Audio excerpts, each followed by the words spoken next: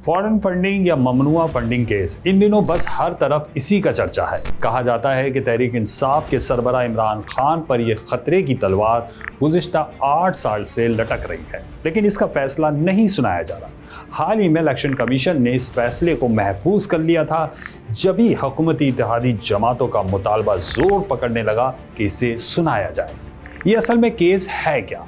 Election commission में इसे ले जाने वाले पीटीआई के बानी रुकन अकबर एस बाबर कहते हैं कि 2011 में मुबैना तौर पर ममनुआ ज़राए से पार्टी को मिलने वाले फंड्स का मामला उन्होंने इमरान खान के सामने उठाकर मुतालबा किया था कि तहकीकात के लिए जस्टिस रिटायर वजीउद्दीन की सरबराही में एक कमेटी तश्कील दी जाए, लेकिन उनकी बात सुनी अनसुनी कर दी गई।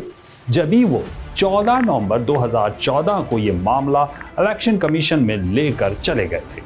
उन्होंने इल्ज़ाम लगाया कि तहरीक इंसाफ को ममनुआ ज़राए से फंड मौसूल हुए और मुबैना तौर पर 2 ऑफशोर कंपनीज के जरिए लाखों मिलियन डॉलर्स हुंडी के जरिए पार्टी के बैंक खातों में मुंतकिल किए गए। अकबर एस बाबर का दावा है कि अमेरिका और बरतानिया में पार्टी के लिए वहां पर रहने वाले पाकिस्तानियों से चंदा इकट्ठा करने की गर्ज से लिमिटेड लायबिलिटीज़ की कंपनीज बनाई गई, जिनमें आने वाला फंड ममनुआ ज़राए से हासिल किया गया। बहरहाल पीटीआई के बेशतर रहनुमा ये कहते हैं कि पार्टी के मुल्क और दुनिया भर में 40,000 से ज़्यादा डोनर्स हैं जो चंदा देते हैं, और इन तमाम की लिस्ट इलेक्शन कमीशन की स्क्रूटनी कमेटी को दी जा चुकी है। अब यहाँ ये बताते हैं कि आपको कि फॉरेन फंडिंग पर इतना हंगामा क्यों है। दरअसल पॉलिटिकल पार्टीज ऑर्डर 2002 के आर्टिकल 13 के तहत माली साल के एंड पर 2 माह के अंदर इलेक्शन कमीशन में सियासी पार्टीज को बैंक अकाउंट्स की ऑडिट रिपोर्ट जमा करानी होती है। इस रिपोर्ट में एनुअल रेवेन्यू और अखराजात, हासिल होने वाले फंड्स के ज़राए, असासे और वाजबात शामिल होते हैं। फिर पार्टी का सरबराह इलेक्शन कमीशन में एक सर्टिफिकेट भी जमा कराने का पाबंद होता है, जिसमें यह इकरार किया जाता है कि तमाम माली तफसीलात दुरुस्त हैं और कोई भी फंड किसी ममनुआ ज़राए से हासिल नहीं किया गया।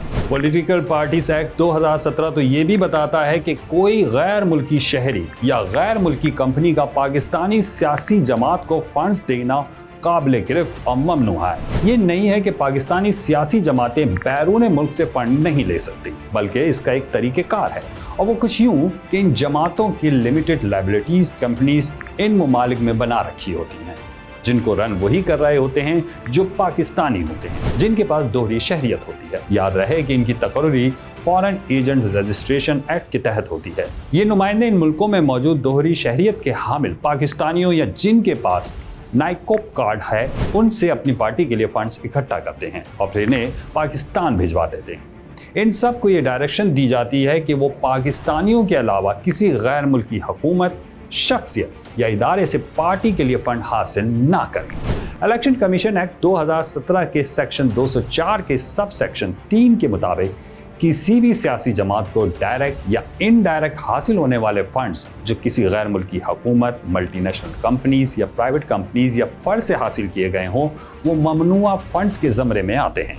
याद रहे कि दोहरी शहरियत रखने वाले पाकिस्तानी या जिनको नादरा ने नाइकोप कार्ड इशू कर रखा है, उन पर इसका इतलाक हरगिज़ नहीं होता। अब अगर ये साबित हो जाए कि किसी पार्टी ने ममनुआ ज़राए से फंड हासिल किए हैं, तो जितनी भी रकम पार्टी के अकाउंट में आती है उसको सरकार जब्त करने का इख्तियार रखती है। कानून के आर्टिकल 210 के मुताबिक किसी पार्टी पर ममनुआ ज़राए से बैरून मुल्क से चंदा हासिल करने के सबूत मिल जाएं, तो इलेक्शन कमीशन उस वक्त की हुकूमत को इस पार्टी के खिलाफ रेफरेंस भेजेगा, जिस पर अमल दरामद करना हुकूमत वक्त के लिए ज़रूरी होगा। वफाकी हुकूमत 15 रोज़ में ये मामला सुप्रीम कोर्ट को भेजेगी। सुप्रीम कोर्ट ऐसी सियासी जमात के खिलाफ भेजे गए रेफरेंस को दुरुस्त मानती है तो ऐसी सूरत में सियासी जमात ख़त्म हो जाएगी। इस पार्टी के अरकान पार्लियामेंट के अलावा अरकान सूबाई असेंबली, यहाँ तक कि लोकल गवर्नमेंट्स के नुमाइंदे भी नाअहल हो जाएंगे। पाकिस्तान में सिर्फ एक सियासी पार्टी नेशनल अवामी पार्टी पर इस सिलसिले में बंदिश लगाई जा चुकी है। 1958 में नेशनल अवामी पार्टी पर यह इल्ज़ाम लगा, जो साबित भी हुआ। इसके बाद से अब तक किसी भी सियासी जमात पर पाबंदी आयद नहीं हुई है।